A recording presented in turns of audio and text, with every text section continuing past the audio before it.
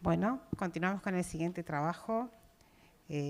Disectomía por abordaje anterior, licenciada en instrumentación quirúrgica Jennifer Otazo, licenciada en instrumentación quirúrgica Virginia Zanota, secretaria de mesa Viviana Gabot. Continúo entonces. Bueno, buenas tardes nuevamente. Voy a volverles a presentar, por si se olvidaron esto de ratito, Virginia Zanota, egresada de UTM 2013, posgrado de especialización en gestión de servicios de salud. Actualmente se desempeña como instrumentista quirúrgica médica uruguaya y también está adjunta a la jefatura en el mismo lugar. Y también es instrumentista en el Hospital Militar. Por acá tenemos a Jennifer Otazo, licenciada en instrumentación quirúrgica, egresada EUTM 2017. Actualmente se desempeña como instrumentista en Baluar, donde se hace especialidad de traumatología y ortopedia. Se encarga de capacitación del personal en la empresa y hace control y planificación de los implantes y dicta cursos. Bueno, suerte, chicas. Gracias. Bueno, me gustó y volví. Nosotros vamos a hablar de la enfermedad degenerativa discal, de la disectomía cervical con abordaje anterior y bueno, nos vamos a... la institución en la que lo hacemos juntas es el Hospital Militar, que yo soy instrumentista de neurocirugía de ahí y bueno, Jennifer nos acompaña cuando tenemos este tipo de cirugías. Hay que decir que la enfermedad degenerativa discal afecta a una parte importante de la población, por lo tanto constituye un problema de salud pública. Tiene que ver con el envejecimiento de las vértebras, entre otros temas, y lo que pasa es que después de la segunda década de vida, el aporte vascular del disco intervertebral se oblitera y la nutrición pasa a ser por ósmosis o por contracción muscular. Es por este motivo en que esta patología aparece en gente que está muy estresada o que tiene una vida sedentaria. Bueno, como decíamos, tiene que ver con el desgaste normal del proceso de envejecimiento y también con hernias de discos o traumatismos o tumores o infecciones. Pero las dos causas principales son por el envejecimiento, por la artrosis y por las hernias de disco. Lo que pasa es que los discos pierden flexibilidad, elasticidad y la capacidad de amortiguar movimiento. Durante las primeras décadas de vida, las dos primeras, el disco es depresible y transparente y con el correr del tiempo se va volviendo amarillento y es más rígido, lo que limita el movimiento en las personas. Bueno, en cuanto a anatomía, lo que vamos a decir es que bueno, vamos a aclarar que hay vértebras que sí corresponden en las imágenes a la columna cervical y otras que por motivos ilustrativos no son necesariamente de columna cervical. Bueno, en cuanto a anatomía, decir que la columna tiene 33 a 34 piezas, que está dividida en 4 zonas, ¿no? Cervical, torácica, lumbar y sacrocoxis, y que están formadas estas piezas, que son las vértebras, por una parte anterior, que es el cuerpo de la vértebra, que cumple una función de sostén, y una parte posterior que tiene que ver con el macizo apofisario, que tiene que ver más con la parte de movimiento, que es donde insertan los músculos. En cuanto a las vértebras cervicales, lo que podemos decir es que tienen una apófisis espinosa, apófisis transversa, articulares y los pedículos. Y que los pedículos entre una vértebra y otra lo que marcan es el agujero intervertebral por donde salen las raíces de la médula a formar el nervio medular, el nervio espinoso, perdón. Y en cuanto al cuerpo, en la parte cervical es pequeño y el foramen vertebral, que está formado por los límites de las apófisis y el cuerpo, es grande y de base anterior. Todos los forámenes juntos forman el canal medular, que es el lugar donde habita la médula espinal. En cuanto a la médula espinal, vamos a decir que es un conducto cilíndrico que habita toda la columna, tiene una parte posterior, que es donde llegan los nervios sensitivos, y una parte anterior de donde salen los haces, el posterior es motor y el anterior es sensitivo, mala mía. Y tiene una parte que es de de sustancia blanca, que es la externa, y la sustancia gris, que es la interna. En cuanto a los cuerpos vertebrales, lo que vamos a decir es que tienen los discos intervertebrales que funcionan como un ligamento interóseo, que tienen una parte externa que es rígida y una parte interna que es el núcleo pulposo, que es más elástico y que tiene mayor movilidad. Y que es una lente, y tiene la forma de una lente biconvexa. La patología degenerativa en cuanto a lo cervical es frecuente, por lo general es asintomática, y cuando presenta síntoma, el síntoma por excelencia es el dolor. Bueno, lo que pasa es que se da la artrosis del disco, la disecación, la deshidratación y el componente es el envejecimiento. Esa es la causa número 1, digamos, de esta patología, que se da por un tema de envejecimiento, se corresponde con pacientes de más años. La segunda causa es la hernia de disco, que es lo que se ve en pacientes más jóvenes. Bueno, acá lo que decíamos que pasaba. Bueno, la hernia de disco. La mayoría de las hernias de disco son asintomáticas. Las que presentan síntomas se corresponde con dolor cervical que irradia hacia el miembro superior, brazo, antebrazo y mano, y también con vértigo, con secreciones nasales y con mareos. Bueno, acá lo que vemos de un lado es el disco sano y abajo el disco degenerado, y se corresponde con una imagen de una paciente, con una paciente del doctor Belloni de 45 años, mujer, que empezó con un proceso que primero era solamente dolor y después fue progresando, tenía problemas en el miembro superior, inclusive no lograba hacer el movimiento de agarre de pinzas.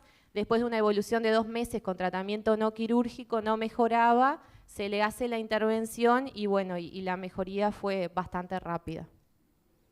Esta es la que sí, video, tiene un video. No sé si ahí se me escucha. No sé cómo. Ahí. Esta es la misma paciente que vimos en la imagen anterior, pero se ve ahí en la mitad del video, en un corte. En este corte transversal, la compresión. ¿Lo puedes parar en la mitad del video? 5,5 son segundos. Para que puedan ver. Ahí se ve todo el foramen, el canal de la medular, y ahí a la mitad del video se ve la compresión por la hernia de disco. En oscuro se ve. Si no, déjalo correr otra vez que se visualiza bien, no te preocupes. Ahí se ve perfecto y van a ver cómo el canal, la médula empieza a desaparecer y ahí la comprime totalmente.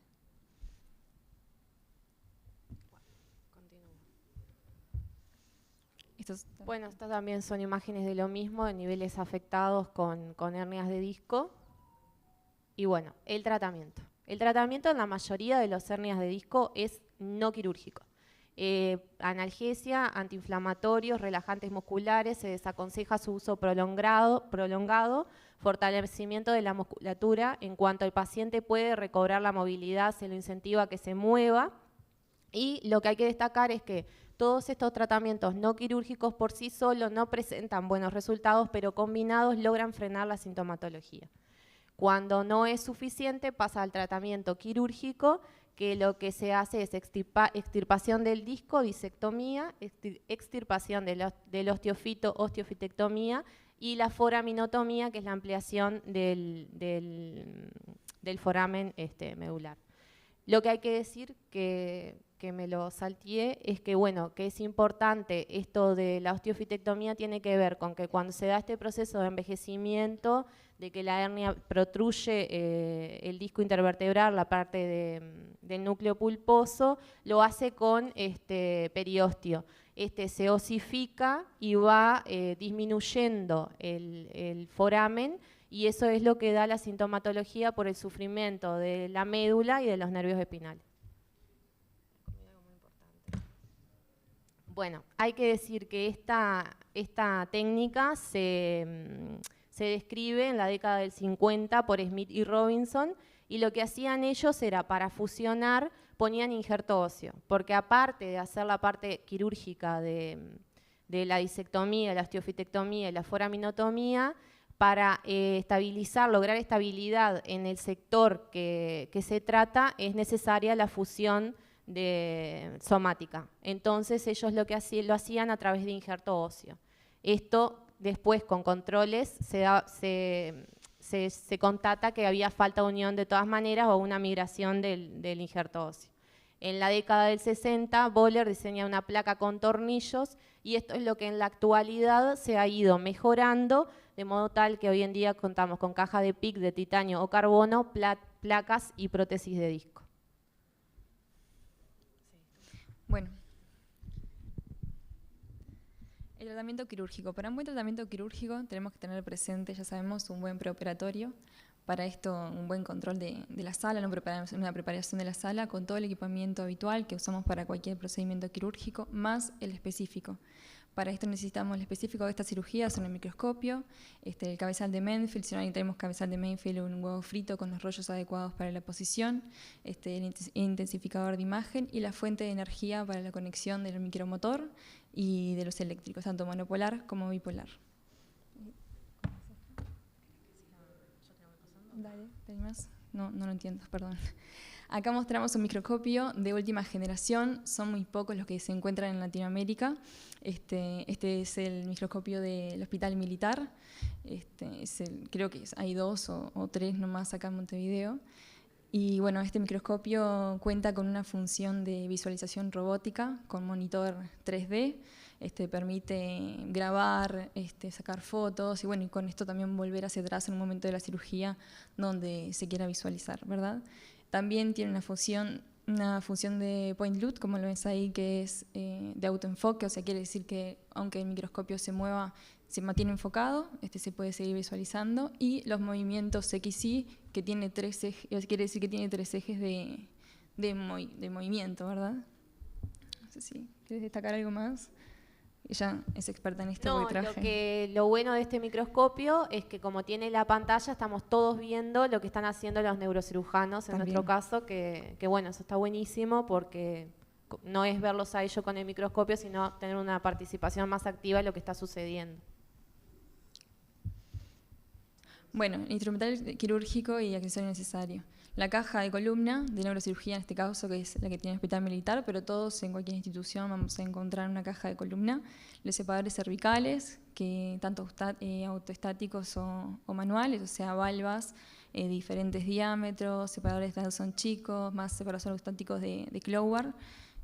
Bueno, la caja de microcirugía, que si bien no se utiliza todo este material de microneurocirugía, sí es necesario de un palpador, un ganchito que después le vamos a mostrar, que se encuentran en estos sets, el drill eléctrico y el set de colocación de implante de empresa, que en este caso vamos a utilizar la de Evaluar, que fue en los que proporciona información. Y bueno, y material accesorio, el habitual de cualquier cirugía de columna, más el específico por cualquier complicación, que estamos hablando de esto con lo que es todos los hemostáticos, ¿verdad? Jersey Cells, el foam, los selladores de fibrina, que capaz que con marca comercial lo conoce más, que es el Ticel, Tisucol, el Bioplast, ¿verdad? Esos selladores. Y bueno, cera de hueso y prolene, ¿verdad? Que esos son los más a destacar para esta cirugía. ¿Querés cambiar? Acá mostramos 2 mesas que trabajamos en esta cirugía. Bueno, en la de izquierda, lo importante para este procedimiento son las pinzas de disco y las Carrinson, más el tenótomo. Y bueno, después lo otro es lo habitual también para utilizar. Bueno, y las espátulas que ven allá, y curetas que no tenemos en esa foto, pero también curetas de diferentes tamaños y rectas y anguladas también vamos a necesitar. Y en la derecha está la imagen del instrumental de la colocación del cage, y los separadores autoestáticos que se van a utilizar, y el distractor de Caspar, que si alguno lo conoce, tenemos un ejemplo acá después para mostrar. Permiso. Bueno. Gran parte de la disectomía cervical se realiza por vía anterior. No quiere decir que estas son todas, también se realizan algunas descompresiones de hernia de disco por vía posterior, pero la gran mayoría se trata al nivel anterior. El paciente para esto se coloca en decúbito dorsal con una rotación leve de la cabeza de 10 a 20 grados. Esto con el cabeza de Mansfield o con el huevo frito y los rollos abajo del hombro, ¿verdad? Y si se van a tratar niveles muy bajos, como lo es el 5-6, 6-7, se recomienda poner leucos anchos en los hombros y traccionarlos, porque a la hora de la cirugía, en el intraoperatorio, los hombros interfieren en el control de estos niveles y no se llega a visualizar bien. Bueno, importante la asepsia, ¿verdad? El lavado quirúrgico de manos, el vestido estéril, ¿verdad? Y el control de toda la asepsia y las técnicas asépticas durante la cirugía. Se realiza entonces la antisepsia, que va a ir desde el mentón, ¿verdad?, el maxilar hasta el tercio superior del tórax. Se comienza con un lavado previo de cloricina jabonosa, suero, ¿verdad?, cloricina alcohólica, y así la antisepsia con clorexidina alcohólica. Bueno, incisión, perdón, voy a cambiar nomás. Incisión de cuello ponelo ahí. Incisión que se pueden utilizar son 3. La más utilizada es la transversa, porque sigue las líneas de Langhans, después la cicatrización. Pero esta incisión no permite ver varios niveles, entonces se puede elegir una incisión oblicua, que es anterior y medial a esternocleidomastoide. Esta permite ver más de 2 niveles de cervicales, en el caso que tenga 2 protrusiones, o sea, 2 hernias de disco o 2 compresiones. O la longitudinal medial anterior, que se utiliza también para los niveles más bajos, ¿verdad? Hasta el nivel C6, C7 se utiliza la longitudinal medial. Acá podemos visualizar una incisión transversal en el cuello. Me olvidé decirle los campos estériles, la fijación con autoadhesivo, pero esto ya muchos lo saben. Bueno, la incisión transversal se hace la separación de la herida quirúrgica con Separe-Farabee, Fossen, y luego se va a encontrar el músculo cutáneo platisma, el cual también se incide. Seguilo que después está. Sí. Por debajo del... Acá tenemos un videíto, si quieren pueden ir reproduciéndolo y mientras voy hablando. Bueno, debajo del platisma vamos a encontrar, incidir la aponeurosis. Todo eso se divulsiona con disección Roma y Metzenbach. Y también pueden usar terunditas, que hay que tener cuidado de cada vez que pasamos una terundita para la disección y la divulsión. Se llega al músculo esternocleidomastoideo y al músculo homoioideo y esternoioideo. Ahí van a visualizarse la misma incisión transversal. Se reclina entonces sobre de la herida. Ahí muestra el músculo esternocleidomastoideo. Y una vena acompañada de un ramo de plexo cervical superficial, es la que estaba mostrando en este nivel. Y aparte medial va a quedar entonces el oioideo y el esternoioideo, por debajo todo el eje aéreo digestivo, o sea, la tráquea, el esófago, y debajo del esternocleidomastoideo está la carótida, que es la que va a mostrar en este momento. Se reclina la carótida, o sea, todo el eje vascular y el eje aéreo digestivo, y ya por debajo van a visualizar ahí, en este momento en el video, la columna vertebral. Está recubierta por delante por una fascia, o sea, es la fascia y el ligamento longitudinal anterior, el cual después se incide, y ahí se llega a la columna a visualizar el espacio, o sea, el disco y los cuerpos. Seguimos. Una vez llegado a este nivel, van a marcar, que no sé si estoy gritando por el coso, hablo más lejos. ¿Estoy bien? Está. Marcan a través de un abo, un Kirchner fino, que se bisela, ¿verdad?, en tipo bayoneta, para que la punta quede lo más corta posible y no siga, ¿verdad?, de largo, o sea, tiene que ser solo el marcado del espacio. Se hace el control en perfil para ver en qué nivel están. Ahí, 1, 2, 3, 4. En C6, C7 se encuentra donde está la flechita, ahí está el marcador. Una vez que ya corroboran el nivel, y es el nivel donde ellos tienen que hacer la descompresión, o sea, la disectomía, van a utilizar el separador de Cloward, que es el que tiene las valvas, y el Caspar, que es el distractor vertebral, el extractor del espacio, ¿verdad?, para poder hacer esa disectomía.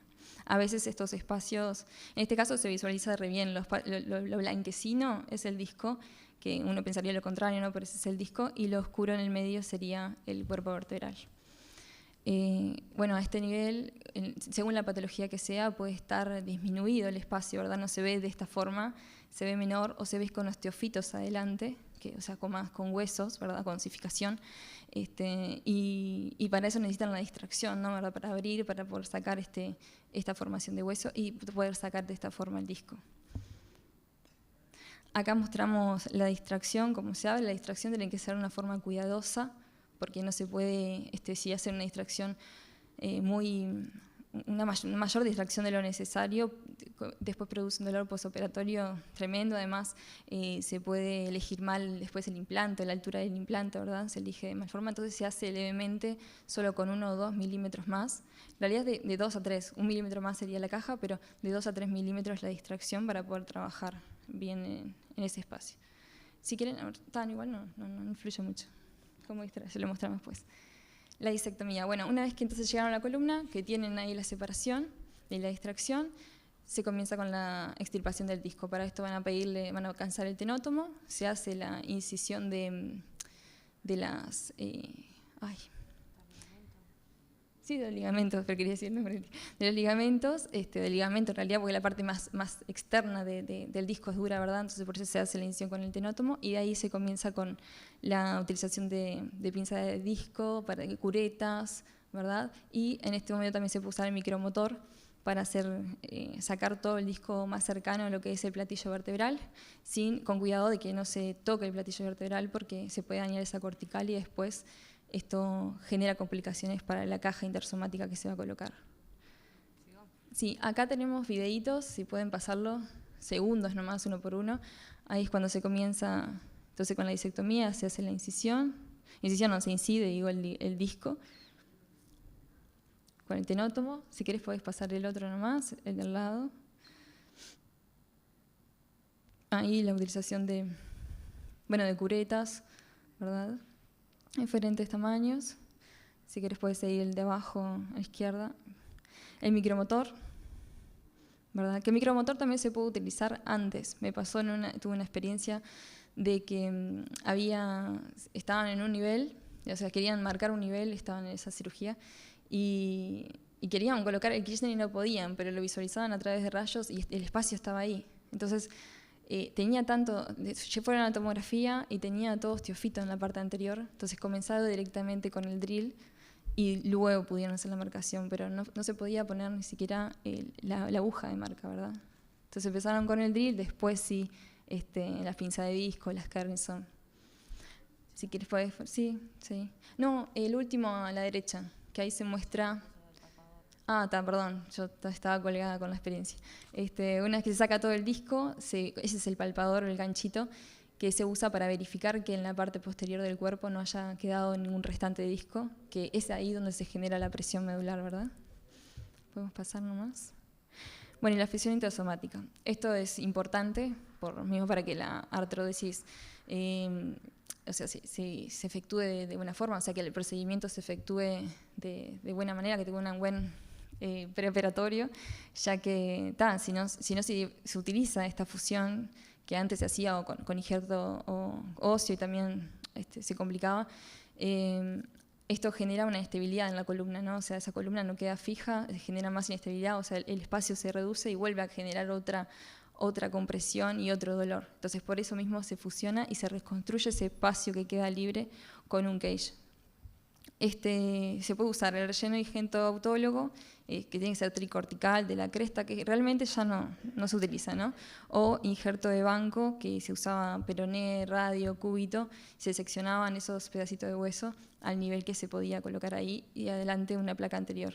Pero hoy en día se utilizan implantes de PIC, o sea, de poliéter tercetona, fibras de carbono o titanio, que estos pueden ser simplemente una cajita de PIC, ¿verdad? O titanio, y que se le pone una plaquita anterior para que no migre después en el espacio.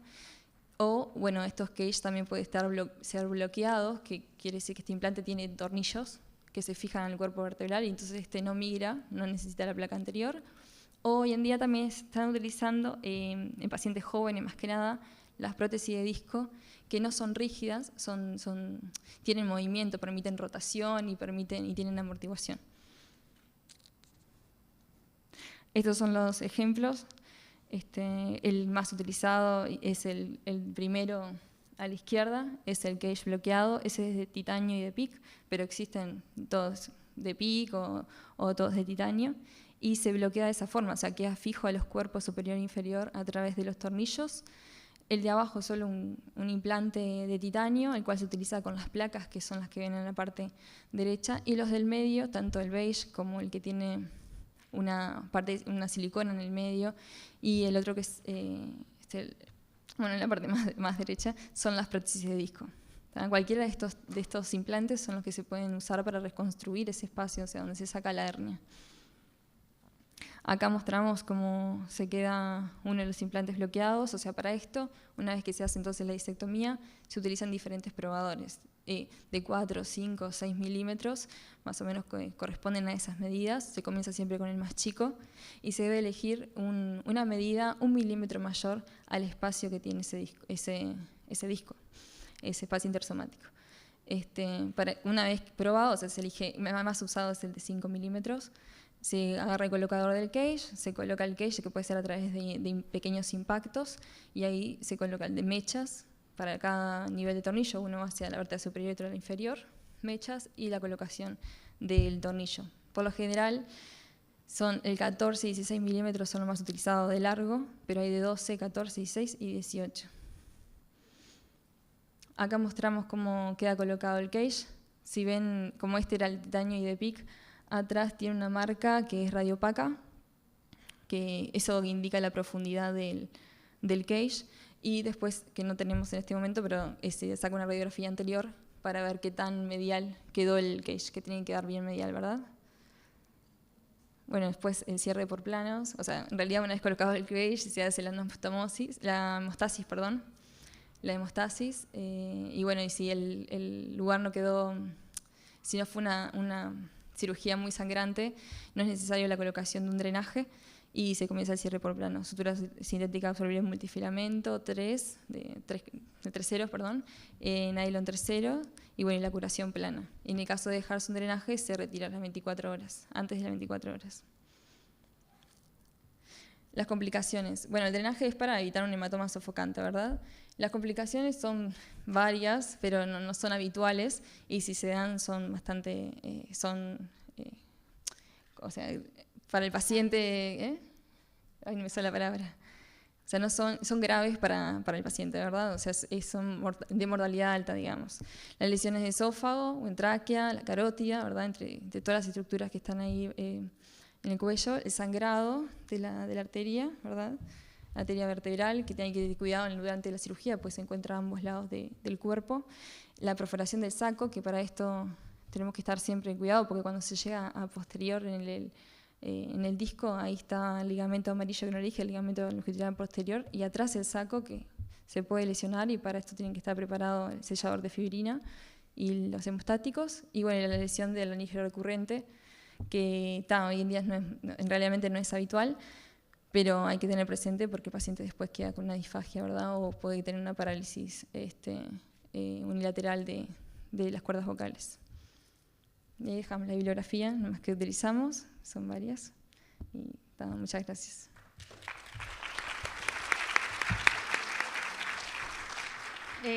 ¿Alguna pregunta?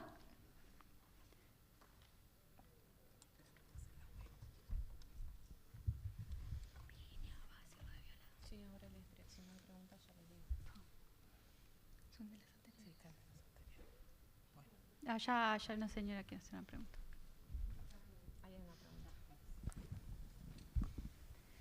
Buenas tardes. Mira, yo quería hacerles una consulta, una pregunta. ¿Qué posibilidades, con cuántos espacios en el abordaje pueden operar? Por ejemplo, un solo espacio, 2 espacios, ¿qué cantidad de espacios es que pueden interceder para poder realizar la cirugía? Mira, a nivel cervical no se hacen más de 2 espacios por el tema de la pseudoartrosis que puede tener después el paciente por la fijación. Y si se hace más de 2 espacios, que realmente no lo hacen, no se arriesgan. ¿O con osteofitos? ¿Cómo? Con laminectomía, cuando haces la laminectomía por ¿Por hernia de posterior? disco, claro, no, anterior. No se hace sí, en realidad por anterior solo se hace disectomía. Por eso digo, es por el abordaje, al hacer una hernia de disco y sí, osteofitos, en definitiva, vos tenés varias vértebras, ¿verdad? Y tenés hernia de disco, por ejemplo, ¿en cuántos espacios, hasta cuántos espacios podés operar? Hasta 2 espacios es Perfecto. lo que se opera. ¿Y con osteofitos también? Sí, con osteofitos también. También, porque generalmente las columnas lo cervicales pregunto, tenés más de un espacio en general. con osteofitos, a diferencia de las hernias de De las disco. hernias de disco. Claro. Por eso te preguntaba hasta cuántos espacios. Si era Mira. lo mismo la cantidad de espacios por hernias de disco y por osteofitos. En realidad los espacios son 2 porque cuando vos haces el de osteofito, estás haciendo el de hernia de disco. Claro. Porque el osteofito viene con la hernia de disco. El No, osteofi- no siempre viene con la hernia de disco. No, no. El osteofito se puede generar con o sin hernia de disco. Exacto, claro. En realidad Sí, no se sí. puede. Claro. Es El más, vos en osteofito, una igual. cervical podés tener varios espacios que tengan osteofitos. Sin embargo, podés tener Una degenerativa solo con claro, osteofito. una sola Sí, hernia de claro. disco. Sí, sí, sí. Pero se puede intervenir hasta 2 espacios. Perfecto, eso y era la lo que- fijación igual es diferente. No se hace con cage bloqueado, se hace con cage común y placa anterior para evitar esta... La desestabilización, claro. La pseudoartrosis más Claro, que nada. Porque también. ahí le pones menos tornillos, o sea, ponen menos tornillos. Se fija solo la placa presionando estos cage que no se muevan. Si se usa los tornillos bloqueados, o sea, los cage que tienen los tornillos, con esto pueden generar una pseudoartrosis mayor por la perforación del platillo vertebral directamente. Perfecto. Pero sí, lo de los estofitos es así. Puede ser con o sin hernia de disco Claro. y puede ser por una enfermedad degenerativa. Realmente cuando se está degenerando ya se forma esa calcificación. Exacto. Pero se opera igual, o sea, lo he visto, hice 1 o 2 niveles con osteofito, sin osteofito, o combinados, una hernia y otra que sea degenerativa nomás. ¿Por qué pasa eso? Claro, Se puede por generar eso. una hernia y ya directamente los otros segmentos se empiezan a degenerar por Claro. la misma patología, o sea, por esa Es que muchas ese veces nivel. hay patologías en las cuales no pueden entrar porque no saben qué espacio es el que produce Ese el que dolor. está afectado, que fue una de las No, experiencias que... el espacio afectado lo ven, lo que no saben qué ¿Cuál? espacio es el que produce el dolor. Y no claro. saben si es 1 o 2 niveles No, que o pueden 3 o intervenir. 4, Sí. puede ser, sí. Sí, sí, sí. Por eso te preguntaba hasta cuántos espacios. He visto hasta 2, lo pregunto Está. si hacen más de 2, pero yo Ok. creo que no, porque no lo he visto ni siquiera en investigaciones. Perfecto, está, bárbaro, muchas gracias. Por nada. Yo para aclarar, preciosa la presentación. En la experiencia que tengo en columna cervical, primero se fija en posterior y después se va al abordaje anterior y, como decís tú, nunca más de 2 espacios, justamente por la desestabilización. Sí, Cuando pasa que hay una degeneración, viste que ya después los tornillos, por osteoporosis, por 1000 causas, no sirve de nada estar fijando. Entonces, primero se asegura vía posterior, después se pasa, se da vuelta al paciente y vía anterior y bueno, se hace hay diferentes los técnicas, cage. pero sí, una de ellas es también fijarlo por vía posterior y Pero hacer no- una descompresión también por posterior, Ay. haciendo la laminectomía. Pero nunca más de 2 espacios. Exacto. Bueno, Sí, muchas gracias. muchas gracias. Bueno, y con respecto a la pregunta del trabajo anterior, consultamos con el médico y nos dijo que no hay posibilidad porque la irrigación de esa zona del colon viene de la mesentérica superior también y con eso queda todo cubierto. Entonces no hay chance de que eso pase.